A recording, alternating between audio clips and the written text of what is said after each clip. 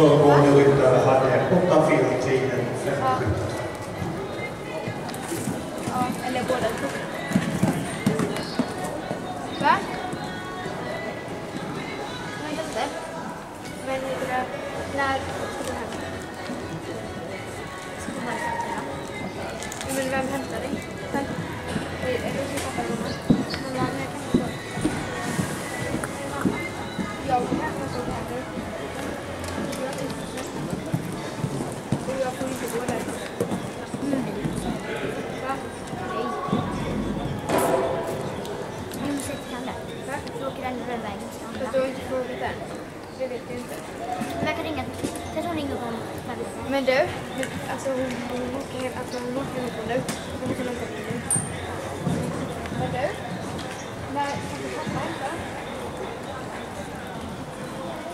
Och när kommer du hemma? På plats. Placering i nuläget. Livia Polisen, Nora Järnberg, Emilia Gustafsson, Randevik, Linnea Louise Appelholm, Schäfer och Moa Olsson. Förrättar alltså prisutdelning efter avdelning B.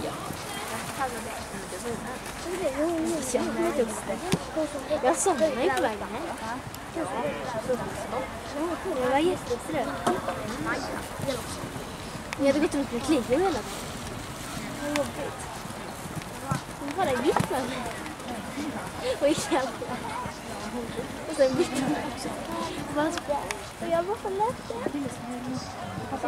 Så vissa glömde. Det här känns inte som Den här höjden ska jag ha. Grabbar mig så på... kan ta på det. Det här känns väldigt högt. Sitter det? Så när det lätt av sig. Ramlar jag av? Va? Jämtar? Nej. Va? Ja, men det...